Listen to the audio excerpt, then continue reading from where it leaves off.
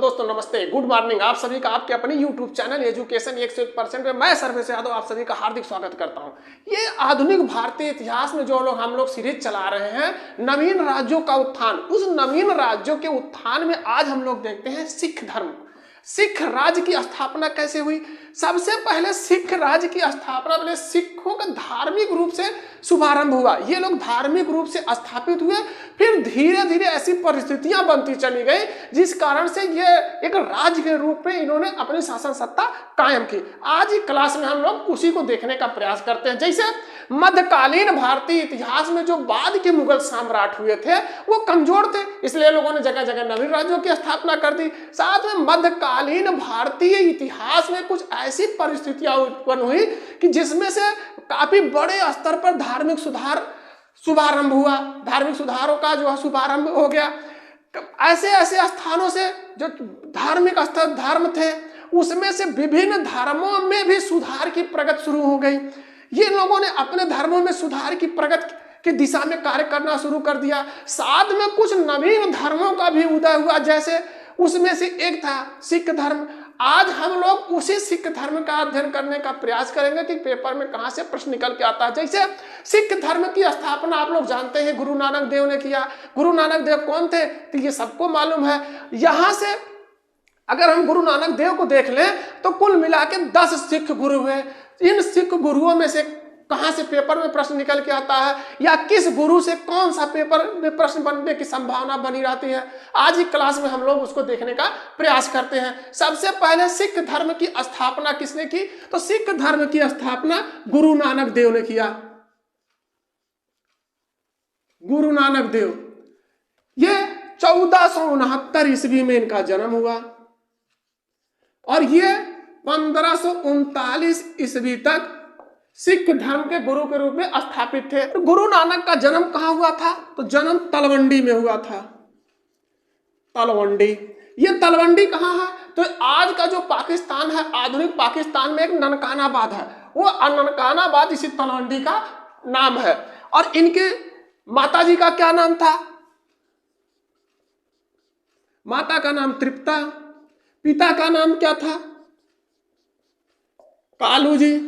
मात्र एक यही गुरु है सिख धर्म के, मात्र एक ऐसे गुरु है जिनके बारे में माता पिता या पत्नी के बारे में भी पूछता। बाकी किसी भी सिख गुरु के बारे में उनके माता पिता या जो भी उनके पारिवारिक स्तर उसमें से कोई प्रश्न नहीं पूछता। केवल प्रथम गुरु जो थे गुरु नानक देव, इन्हीं के बारे में पूछता है कि इनके पिता का क्या नाम था या इनकी माता का क्या नाम था या पत्नी का क्या नाम था। पत्नी का नाम सुलक्षणी। साथ में एक पेपर पूछता है कि गुरु नानक देव किस जाति के थे? तो गुरु नानक देव खत्री जाति के थे। इनकी उपाधि क्या थे? हजरत रब्बुल मजीज, ये इनकी उपाधि थी। किसकी? गुरु नानक देव की उपाधि थी। और इनकी मृत्यु कहां पर हुई? तो ये करतारपुर, करतारपुर, करतारपुर अर्थात डेरा बाबा, वहां पर इनकी मृत्यु हुई। गुरु नानक देव ने नानक पंथ चलाया।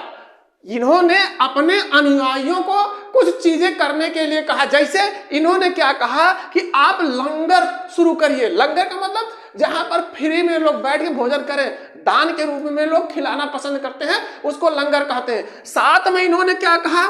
इन्होंने लंगर प्रथा शुरू कर दिया। और क्या शुरू किया? साथ में इन्होंने संगत शुरू कर दिया। संगत, संगत का मतलब गुरु के समीप बैठ के उनसे विचार विमर्श करना, धार्मिक चीजों की जानकारी प्राप्त करने के लिए लोगों के संगत होनी चाहिए। किसने शुरू किया? गुरु नानक देव ने शुरू किया। इन्हीं के शिष्य, गुरु नानक देव के ही शिष्य सिख कहलाए। सिख कहलाए। ये सिख धर्म की स्थापना किसने की? तो गुरु नानक देव ने की। इन्हीं के शिष्य जो हैं गुरु नानक देव के शिष्य सिख कहलाए। इन्होंने अपने प्रिय शिष्य अंगद को अपना उत्तराधिकारी बनाया। इस तरीके से दूसरे गुरु के रूप में स्थापित होते हैं गुरु अंगद। सिख धर्म के दूसरे गुरु कौन हुए? अंगद।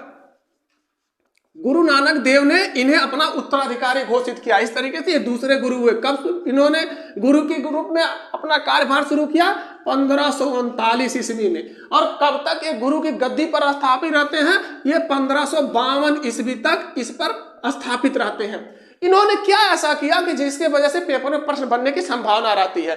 गुरु अंगद किस जात के थे? तो अंगद भी खत्त्री जात के थे। गुरु अंगद का मूल नाम क्या था? तो इनका मूल नाम था लहना।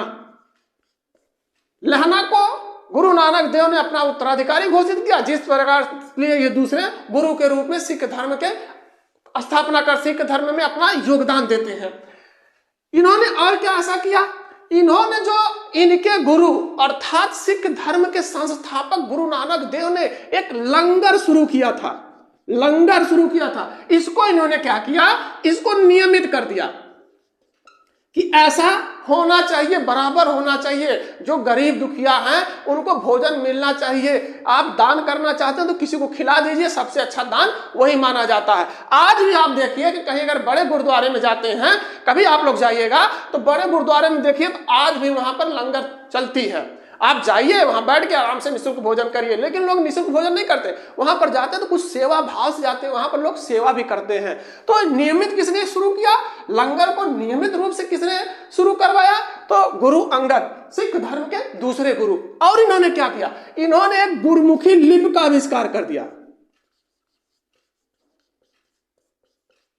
गुरुमुखी लिपि, लिपि क्या है? लिपि का मतलब यह होता है कि जो लिखा जाता हो। जैसे हिंदी के लिए हम लोग कौन सी लिपि कहते हैं? तो उसको देवनागरी लिपि कहते हैं। तो इन्होंने गुरुमुखी लिपि का आविष्कार कर दिया। गुरुमुखी, गुरु के मुख से निकली हुई लिपि।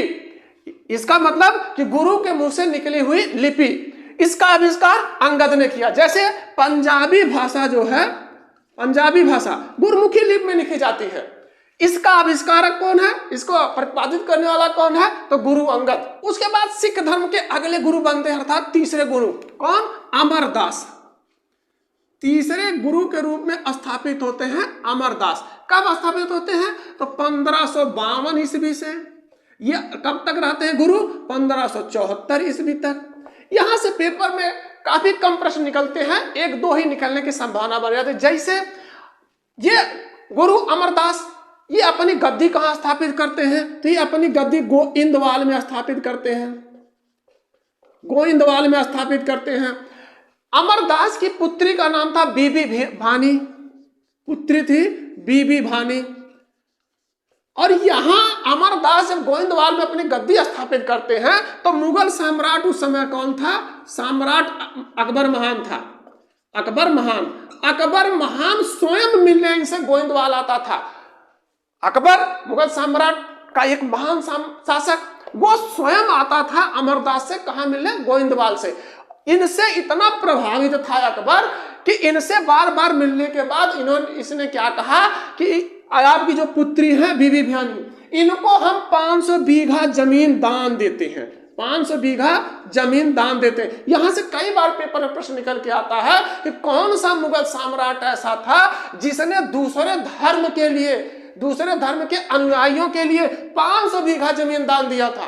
तो अगर अकबर महान, मुगल सम्राट का अकबर महान किस धर्म के लिए? सिख धर्म के जो अनुयायी थे उनके के लिए 500 बीघा जमीन इसने दान दिया था। 500 बीघा जमीन किसको मिली थी? तो अमरदास की जो पुत्री थी बीबी भानी, उनको अकबर ने 500 बीघा जमीन दान दे दिया कि ले जाइए आप, जो है इससे अपना जो भी करना है आप करिए। उसके बाद अमरदास ने अपनी पुत्री बीबी भानी का जो है शादी कर दिया। किससे कर दिया? रामदास से। रामदास से बीबी भानी की शादी होती है। अब रामदास ने अपने दामाद को अपना उत्तराधिकारी घोषित कर दिया, अर्थात चौथे गुरु के रूप में रामदास स्थापित होते हैं। और अमरदास ने क्या किया कि जब ये गुरु के पद पर स्थापित रामदास को अपना उत्तराधिकारी घोषित करने से पहले ही इन्होंने एक फैसला किया कि जो लंगर है, जो लंगर चल रही है, कुछ लोग खाने से कतराते हैं। उन्हें यह लगता है कि अगर हम वहां पर खा लेंगे बैठ के, या वहां पर हम पंक्ति में बैठ जाएंगे तो हमारी जो है इज्जत पर बट्टा लगेगा। तो इन्होंने क्या कहा कि अगर किसी को भी गुरु से मिलना है, जिसे भी गुरु से मिलना है, लंगर में बिना भोजन किए वो गुरु से नहीं मिल सकता। अर्थात अगर हमसे मिलना है या किसी भी गुरु से मिलना है तो आपको सबसे पहले उस पंक्ति में बैठकर भोजन करना होगा, या जहां पर भी लंगर लगी है वहां पर आपको भोजन करना होगा। उसी के बाद हमसे मुलाकात हो सकती है, किसी भी गुरु से मुलाकात हो सकती है। आप लंगर में भोजन करिए, फिर आइए हमसे आप मुलाकात करिए। अब अगले गुरु के रूप में अमरदास ने अपने दामाद रामदास को जो है गुरु का पद दे दिया कि चलिए अब जो है हमारा दामाद ही सिख धर्म का अगला गुरु होगा। कौन हुआ? रामदास। ये कब गुरु के रूप में स्थापित होते हैं? तो ये 1574 ईस्वी से। ये कब तक रहते हैं? तो ये 1581 ईस्वी तक जो है गुरु के पद पर रहते हैं। यहां से काफी कम प्रश्न निकलता है, बस मात्र कुछ ही प्रश्न निकलने की संभावना बनी रहती है। जैसे इनकी पत्नी का क्या नाम था? तो इनकी पत्नी का नाम था बीबी भानी। बीबी भानी इनकी पत्नी का नाम था। अब इनकी पत्नी को अकबर ने क्या 500 बीघा जमीन दिया था, 500 बीघा जमीन दिया था। तो रामदास ने क्या किया कि जो 500 बीघा जमीन मिला हुआ था उस पर इन्होंने एक शहर बसा दिया। इस 500 बीघे जमीन पर इन्होंने एक शहर बसा दिया। कौन सा शहर? अमृतसर। अमृतसर शहर रामदास ने बसा दिया। लेकिन जब इस अमृतसर को इन्होंने बसाया, इसको स्थापित किया, तो इसका नाम अमृतसर नहीं था बल्कि रामदासपुर था नाम इसका। उस समय इसका नाम रामदासपुर था, बाद में इसका नाम अमृतसर किया गया। इन्होंने क्या किया? रामदास ने क्या किया? जो इनका तीसरा पुत्र था, कौन? तीसरा पुत्र गुरु अर्जुन देव। अर्जुन देव को इन्होंने अपना उत्तराधिकारी घोषित कर दिया। अब इन्होंने जब अपने पुत्र को उत्तराधिकारी घोषित कर दिया, इस तरीके से इन्होंने एक नई परंपरा शुरू कर दी। इन्होंने जो नई परंपरा शुरू की उसके तहत इन्होंने यह कर दिया कि गुरु का पद अब पैतृक हो गया। अब इनके बाद जो है इनका पुत्र, तीसरा पुत्र गुरु अर्जुन देव के रूप में स्थापित होते हैं। उसके बाद अब यहां से एक परंपरा शुरू हो जाती है कि अब जो भी गुरु होगा, सिख धर्म का अगला गुरु होगा, वो अपने आने वाले पीढ़ी को ही घोषित कर देता है। उसके बाद अगले गुरु के रूप में स्थापित होते हैं अर्जुन देव। ये कब गुरु के गद्दी पर काबिज होते हैं? तो 1581 ईस्वी में। कब तक रहते हैं? तो ये 1606 ईस्वी तक इस पद पर रहते हैं। गुरु अर्जुन देव से काफी प्रश्न निकलते हैं। पेपर के लिहाज सबसे महत्वपूर्ण या तो गुरु नानक देव हैं, या तो हम देखते हैं कि अर्जुन देव से काफी प्रश्न निकल के आते हैं। गुरु अर्जुन देव को सच्चा बादशाह कहा जाता था, इन्हें सच्चा बादशाह कहा जाता था। इन्होंने और क्या किया कि इन्होंने जो रामदासपुर था, रामदासपुर में इन्होंने 2 तालाबों का निर्माण कराया। कौन कौन से? अमृतसर और संतोषसर। इन दोनों तालाबों का निर्माण किसने कराया? तो गुरु अर्जुन देव ने कराया। और इन्होंने क्या किया कि इस अमृतसर के मध्य में, अमृतसर जो तालाब था उसके मध्य में इन्होंने 1589 ईस्वी में हरमिंदर साहब का निर्माण कराया। हरमिंदर साहब का निर्माण कराया, अर्थात हरमिंदर साहब का मतलब स्वर्ण मंदिर का निर्माण कराया। स्वर्ण मंदिर का इन्होंने निर्माण करवा दिया। इस हरमिंदर साहब की नींव किसने रखी थी? कई बार पेपर में प्रश्न पूछा है। क्योंकि यहां से देखिए ये सिख धर्म का मंदिर स्थापित हो रहा है, लेकिन नींव कोई किसी और धर्म का स्थापित कर रहा है। कौन स्थापित कर रहा है? तो ये हरमिंदर साहब अर्थात स्वर्ण मंदिर की नींव किसने रखा? तो कादरी संप्रदाय का। ये कादरी संप्रदाय का है। कौन? मियां मीर। मियां मीर ने जो है इस स्वर्ण मंदिर की नींव रखी। जहां हम लोग देखते हैं कि भारत की संस्कृति, हिंदुस्तान की संस्कृति ऐसी है कि सभी धर्मों का समागम यहाँ पर स्थित है। उसकी एक झलक अगर हमको देखना है तो हम देखते हैं कि हरमिंदर साहब का निर्माण जब हो रहा था तो उसकी नींव किसने रखा? उसकी नींव कादरी संप्रदाय के मियां मीर ने रखा। अर्जुन देव ने और क्या किया? अर्जुन देव ने 2 नगरों की स्थापना करवा दिया। अर्जुन देव ने 2 नगरों की स्थापना करवा दी। कौन सा? एक तरन तारन और दूसरा करतारपुर। इन दोनों नगरों की इन्होंने स्थापना की। साथ में इन्होंने क्या देखा कि अगर ये जो ब्यास नदी है, ब्यास नदी के आसपास भी अगर हम एक शहर स्थापित कर दें तो यहां पर भी एक अच्छा सा शहर स्थापित हो जाएगा, लोग आके रहेंगे और इसका भी विकास हो जाएगा। तो इन्होंने क्या किया? अर्जुन देव ने क्या किया कि ब्यास नदी के किनारे एक शहर की स्थापना कर दी। कौन सा? गोविंदपुर के नाम से शहर की स्थापना कर दी। और जब इस गोविंदपुर की इन्होंने स्थापना की तो इन्हें अर्जुन देव ने क्या किया कि इसका ज्यादा से ज्यादा विकास करने की कोशिश की। इसके लिए इन्होंने अपने अनुयायियों से क्या कहा कि आप पैसा वसूलने जाइए, पैसा वसूल के लाइए, इस गोविंदपुर जो शहर हमने स्थापित किया है इसका विकास करना है। जो इनके अनुयायी पैसा वसूलने जाते थे उन्हें क्या कहते थे, पेपर में कई बार प्रश्न निकल के आया है कि उन्हें क्या कहा जाता था, तो उन्हें कहा जाता था मसंद और मेउरा। इनके अनुयायी जो पैसा वसूलने जाते थे उनको मसद और मेउरा कहा जाता था। इन्होंने अर्जुन देव ने एक नई रीत चालू कर दी, एक नए तरीके से इन्होंने टैक्स लेना शुरू कर दिया। कौन सा? आध्यात्मिक कर। आध्यात्मिक कर इन्होंने शुरू कर दिया। इन्होंने अपने अनुयायियों से क्या कहा कि जो हमारे अनुयायी हैं अर्थात सिख धर्म को मानने वाले हैं वो अपनी आय का 1/10 1/10वां भाग आप हमें जो है दान करिए अर्थात गुरु के लिए अर्पित करिए। ये अनिवार्य आध्यात्मिक कर लेना इन्होंने शुरू कर दिया। साथ में इन्होंने क्या किया कि 1604 ईस्वी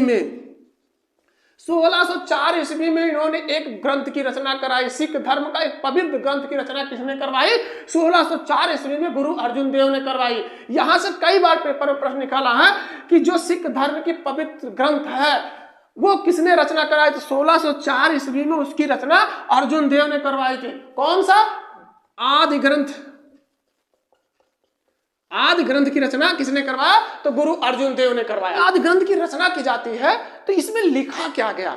जब आदि ग्रंथ अर्थात किताब की रचना हुई, जो पवित्र धार्मिक ग्रंथ है उसकी जो रचना हुई, उसमें लिखा क्या गया? इसमें यही लिखा गया कि जो सिख धर्म से संबंधित बातें हैं, साथ में सूफी आंदोलनों के जो अगुआ थे उनकी भी बातों को इसमें लिखा गया है। मुगल साम्राज्य में गद्दी के लिए विवाद चल रहा था। अब यहाँ पर जब अर्जुन देव स्थापित थे, एक समाज में अच्छी पकड़ थी, धार्मिक व्यक्ति थे, लोगों का प्रभाव इनके ऊपर स्थापित था, इनके ऊपर लोगों का विश्वास था।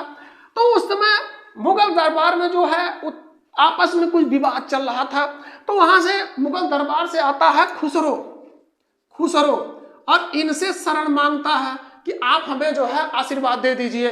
खुसरो के अनुनय विनय करने के बाद अर्जुन देव ने इस खुसरो का समर्थन कर दिया। ठीक है, जाइए, हम आपको आशीर्वाद देते हैं, आपकी मनोकामना पूरी होगी। जब यह बात जहांगीर को पता चलती है कि अरे गुरु अर्जुन देव ने खुसरो को आशीर्वाद दे दिया, ये तो बहुत गलत कर दिया, इस कारण से खुसरो को आशीर्वाद देने से नाराज हो जाता है कि भाई जहांगीर राजा था, वो नाराज होता है और 1606 ईस्वी में इन्हें मृत्यु दंड दे देता है।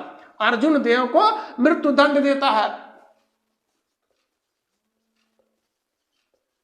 अब गुरु अर्जुन देव को मृत्यु दंड देने के कारण जो है गुरु की गद्दी खाली हुई थी। उसके बाद इनके पुत्र को गुरु के रूप में स्थापित किया जाता है। कौन? हरगोविंद को। हरगोविंद अब गुरु के गद्दी पर स्थापित होते हैं। कब होते हैं? तो 1606 ईस्वी में ये गुरु की गद्दी पर बैठते हैं। कब तक बैठते हैं? तो ये 1645 ईस्वी तक इस गुरु के गद्दी पर स्थापित रहते हैं। इन्होंने क्या देखा कि इन्होंने अपने पिता के साथ जो घटना घटी थी, इन्होंने अपने पिता से काफी कुछ सीख लिया। इन्होंने क्या देखा था कि जो इनके पिता थे अर्थात अर्जुन देव एक धार्मिक प्रवृत्ति के व्यक्ति थे। वो पूरी तरह से धर्म में तल्लीन रहते थे, धार्मिक कार्य ही करते थे, पूरी तरह से धार्मिक रुचि से सारे कार्य करते थे। लेकिन उन्हें क्या हुआ कि राजनीतिक सत्ता ने एक अपनी रक्त पिपासा को शांत करने के लिए, अपनी राजनीतिक षड्यंत्र को शांत करने के लिए, सफल करने के लिए उन्हें मृत्यु दंड दे दिया गया। इससे हरगोविंद पर काफी प्रभाव पड़ा। उन्होंने क्या किया कि अपने अनुयायियों से कहा, अपने अनुयायियों को इन्होंने क्या किया, सैनिक शिक्षा देना प्रारंभ कर दिया। सैनिक शिक्षा अर्थात कि अगर हम लोग सैनिक रूप से शिक्षित रहेंगे तो कोई भी ऐसा व्यक्ति नहीं होगा कि अगर हमारे साथ कुछ भी गलत करता है तो हम उसका मुकाबला नहीं कर सकते। अगर हम केवल धार्मिक प्रवृत्ति से जुड़े होंगे, धार्मिक व्यक्तित्व होंगे, तो हमें कोई भी दबा के चला जाएगा। जैसे हमारे पिता के साथ हुआ कि वो राजनीतिक षड्यंत्र में उन्हें मृत्यु दंड दे दिया गया। तो इन्होंने अपने अनुयायियों को सैनिक शिक्षा देना शुरू कर दिया। साथ में इन्होंने क्या किया, जो अमृतसर था, अमृतसर, इसका किलाबंदी करवाई। यहां से पेपर में प्रश्न निकल के आता है कि किसने अमृतसर की किलाबंदी करवाई थी। तो हरगोविंद जो गुरु के रूप में स्थापित थे, उन्होंने अमृतसर की किलाबंदी करवाई। और इन्होंने क्या किया कि इस अमृतसर में 12 फुट, यहां से भी पेपर में प्रश्न बनता है, 12 फुट ऊंचा अकाल तख्त का निर्माण करवाया। अकाल तख्त का निर्माण कराया। अकाल तख्त का मतलब ईश्वर का तख्त, ईश्वर का सिंहासन। और इनकी मृत्यु हो जाती है 1645 ईस्वी में, इनकी मृत्यु हो जाती है। हरगोविंद की मृत्यु 1645 ईस्वी में हो जाती है। उसके बाद अगले गुरु बनते हैं हर्राय। उसके बाद गुरु के पद पर काबिज होते हैं हर्राय। हर्राय सिख धर्म के अगले गुरु होते हैं हर्राय। ये कब बनते हैं? तो 1645 ईस्वी में ये गद्दी पर स्थापित होते हैं। ये कब तक गुरु के गद्दी पर स्थापित आते हैं? 1661 ईस्वी में।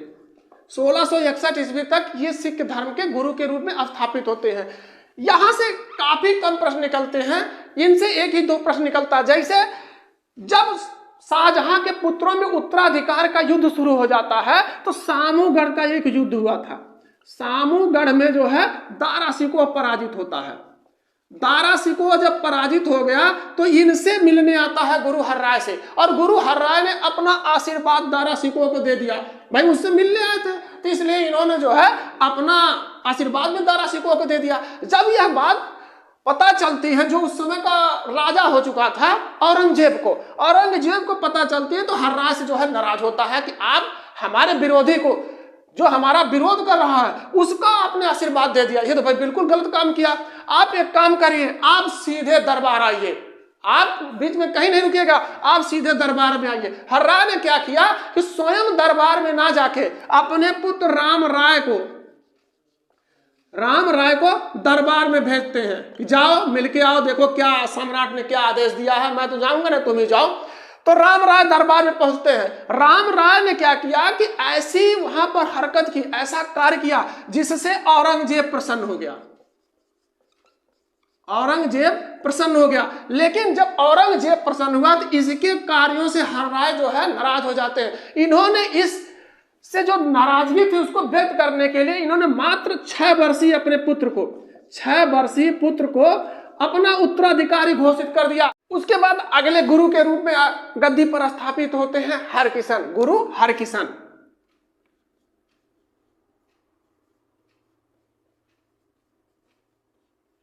ये कब स्थापित होते हैं गुरु के गद्दी पर? 1661 ईस्वी से ये गद्दी पर बैठते हैं, और कब तक ये रहते हैं? 1664 ईस्वी तक गद्दी पर आते हैं। ये थोड़े ही समय के लिए गुरु की गद्दी पर थे। इनकी मृत्यु चेचक से हो गई। चेचक बीमारी थी, उसके कारण इनकी मृत्यु हो गई। यहां से पेपर में कई बार प्रश्न पूछ लिया है कि सिख धर्म के कौन से ऐसे गुरु थे जिनकी मृत्यु चेचक से हुई थी।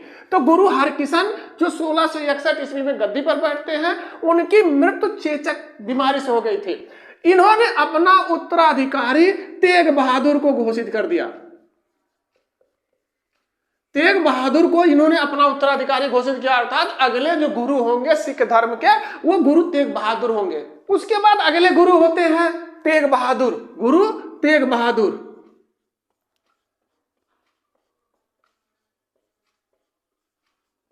गुरु तेग बहादुर ये गद्दी पर कब स्थापित होते हैं? तो ये 1664 ईस्वी में गुरु की गद्दी पर बैठते हैं, और कब तक ये रहते हैं? तो 1675 ईस्वी तक ये इस गुरु की गद्दी पर स्थापित रहते हैं। गुरु तेग बहादुर से काफी कम ज्यादा प्रश्न निकलते हैं। अभी जो पीछे गुरु थे उनसे काफी कम प्रश्न निकलते हैं, लेकिन जो 5वें गुरु और ये 9वें गुरु, इनसे ज्यादा पेपर में प्रश्न निकल के आता है। इनसे क्या सबसे पहला पेपर में यही से प्रश्न निकल के आता है कि सिख धर्म के 9वें गुरु कौन थे? सिख धर्म के 9वें गुरु कौन थे? तो 9वें गुरु तेग बहादुर थे। इनके समय में जो उत्तराधिकार का, या हम यूं कहें कि जो गुरु बनने की परंपरा थी, इसमें विवाद शुरू हो गया।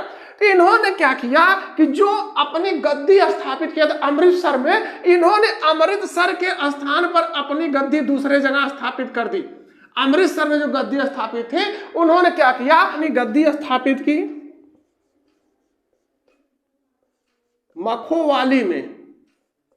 जब गुरु तेग बहादुर सिख धर्म के गुरु थे, 9वें गुरु थे, तो उस समय केंद्रीय सत्ता अर्थात जो दिल्ली में सत्ता स्थापित थे वहां पर कौन शासन सत्ता चला रहा था? औरंगजेब चला रहा था। औरंगजेब धार्मिक मामले में काफी कट्टर था। जब उसने ये सुना कि एक व्यक्ति है जो अपने धर्म को बढ़ावा दे रहा है, एक नए धर्म को बढ़ावा दे रहा है इस्लाम धर्म के अलावा, तो उसने क्या किया कि गुरु तेग बहादुर से कहा कि आप आइए, दिल्ली आइए। इनको दिल्ली बुलाता है और इनसे कहता है कि आप अपना धर्म त्याग दीजिए, आप क्या करिए, इस्लाम धर्म स्वीकार कर लीजिए, इस्लाम धर्म स्वीकार करिए। ये भी स्वाभिमानी व्यक्ति, इन्होंने कहा कि हम इस्लाम धर्म स्वीकार नहीं करेंगे चाहे कुछ भी हो जाए। तो इन्हें गुरु तेग बहादुर को 5 दिन तक घोर यातना दी जाती है।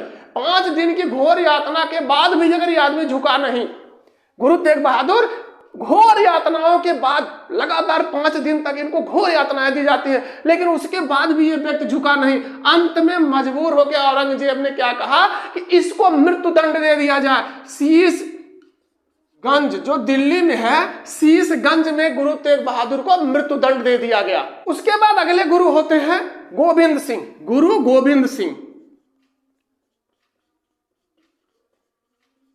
गुरु गोविंद सिंह ये गद्दी पर बैठते हैं 1675 ईस्वी से, और ये गद्दी पर कब तक रहते हैं? तो 1708 ईस्वी तक ये गुरु के गद्दी पर रहते हैं। ये सिख धर्म के अंतिम गुरु और 10वें गुरु थे। अंतिम है, अंतिम गुरु, और इनका नंबर कौन सा था? तो इनका 10वां नंबर था, 10वें गुरु हैं। यहां से पेपर में कई बार प्रश्न पूछता है कि सिखों के अंतिम गुरु कौन थे? तो गुरु गोविंद सिंह थे। इनका जन्म कहां हुआ था? तो इनका जन्म जो है 1666 ईस्वी में पटना में हुआ था। इनकी 2 पत्नियां थी, एक पत्नी का नाम था सुंदरी और दूसरी का नाम था जीतू। इन दोनों से कुल 4 पुत्र पैदा हुए। इनके गुरु गोविंद सिंह को 4 पुत्र पैदा हुए। यह सिरमौर का शासक था, सिरमौर का शासक। उन्होंने क्या कहा गुरु गोविंद सिंह से कि आइए आप हमारे यहां घूम जाइए। यह सिरमौर का शासक, ये पहाड़ी क्षेत्रों का शासक था। जब गुरु गोविंद सिंह इस पहाड़ी क्षेत्र में पहुंचते हैं तो इन्हें ये पहाड़ी एरिया काफी पसंद आता है, तो इन्होंने उसी पहाड़ी एरिया पे का स्थापना कर दी, पावंटा। पावंटा मतलब हिमाचल प्रदेश। पेपर में कई बार प्रश्न पूछ लिया है कि हिमाचल प्रदेश की स्थापना किसने की? तो हिमाचल प्रदेश की स्थापना गुरु गोविंद सिंह ने की। उस समय जब इन्होंने इसकी स्थापना की थी तो उसका नाम था पावंटा। इन्होंने जो ये पावंटा की स्थापना की थी, वहीं पर इन्होंने अपने हजारों सैनिकों, सिख जो थे उन्हें सैनिक के रूप में प्रशिक्षित किया। इस तरीके से सिखों को जो है लड़ाकू जात के रूप में परिवर्तित कर दिया। पेपर में प्रश्न पूछता है कि लड़ाकू जात के रूप में सिखों को किसने परिवर्तित किया था? तो गुरु गोविंद सिंह ने सिखों के रूप में, जो सिख थे उन्हें लड़ाकू जात के रूप में परिवर्तित कर दिया। और क्या हुआ, ये जो पावंटा था, पावंटा, इसी स्थान पर इन्होंने एक किताब लिखी। कौन सा किताब लिखा इन्होंने? कृष्ण अवतार। कृष्ण अवतार नामक पुस्तक की रचना इन्होंने की। कहां? पावंटा में। यह भी पूछता है कि कृष्ण अवतार पुस्तक जो लिखे थे गुरु गोविंद सिंह, वो कहां लिखे थे? तो ये पावंटा में लिखे थे। और इनकी आत्मकथा का क्या नाम था? तो आत्मकथा थी विचित्र नाटक।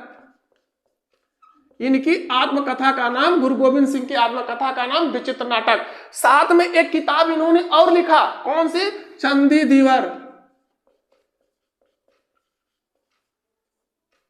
पुस्तक की रचना इन्होंने चंदी दीवर कर दी। और इन्होंने क्या किया? 1699 ईस्वी में, 1699 ईस्वी में गुरु गोविंद सिंह ने खालसा पंथ की स्थापना कर दी।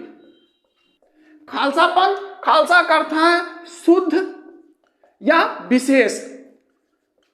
इस खालसा का अर्थ होता है शुद्ध या विशेष। बैसाखी के अवसर पर गुरु गोविंद सिंह ने अपने अनुयायियों को केसगढ़ बुलाया।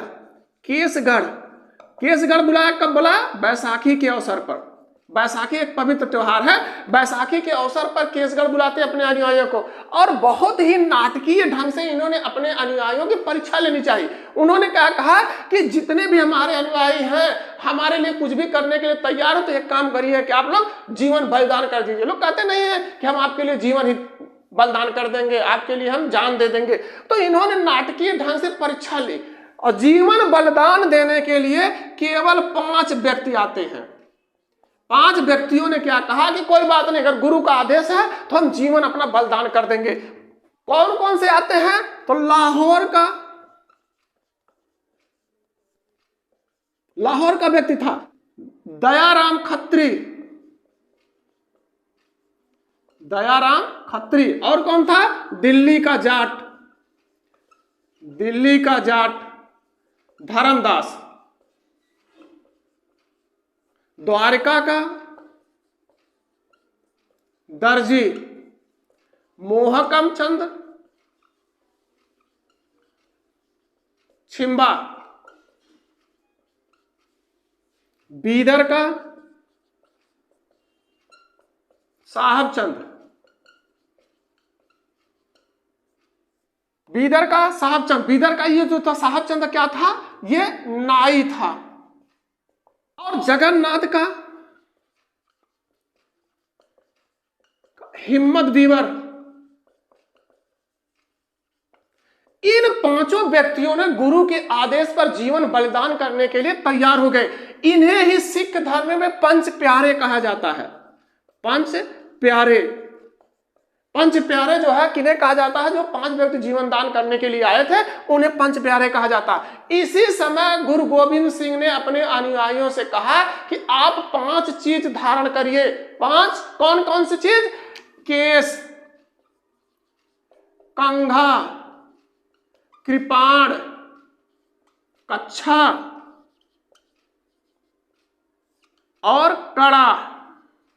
इन 5 चीजों को धारण करने के लिए इन्होंने अपने अनुयायियों को आदेश दिया। साथ में क्या हुआ कि इसी के बाद से जो सिख धर्म के अनुयायी थे, पुरुष अपने नाम के पीछे सिंह लगाना शुरू कर दिए और महिलाएं अपने नाम के पीछे कौर लगाना शुरू कर दिए।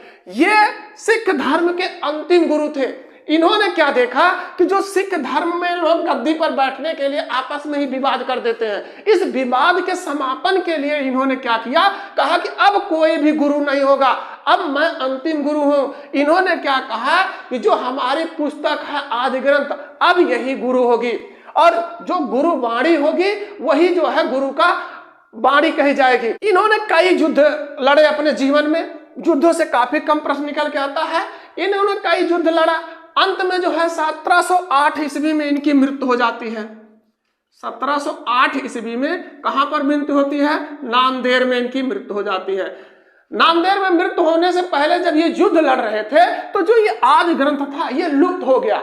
इन्होंने इसका पुनः संकलन कराया आदि ग्रंथ का, इसलिए उस आदि ग्रंथ को दशम पदम सार ग्रंथ भी कहा जाता है। जब इन्होंने देखा कि अगर सिख धर्म को बचाना है या सिखों के अस्तित्व को बचाना है तो हमें जो राजनीतिक सत्ता के साथ जुड़ना होगा, इन्होंने अपने एक शिष्य बंदा बहादुर को राजनीतिक नेतृत्व ग्रहण करने के लिए कहा कि अब तुम राजनीतिक नेतृत्व ग्रहण करो, नहीं तो हमारा अस्तित्व बचेगा नहीं। अपने शिष्य को यह आदेश देते हैं कि राजनीतिक नेतृत्व ग्रहण करो। अब यहां से सिखों का इतिहास जो है एक राजनीतिक रूप में प्रकट होता है, जो हम लोग अब पढ़ेंगे। अब सिखों का राजनीतिक इतिहास कल की क्लास में पढ़ेंगे। एजुकेशन 101% परिवार से जुड़ने के लिए आप सभी का धन्यवाद।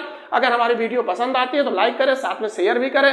अगर चैनल पर नए हैं तो चैनल को सब्सक्राइब करें, बेल आइकन दबाना ना भूलें, जिससे आने वाली वीडियो का नोटिफिकेशन मिलता रहे।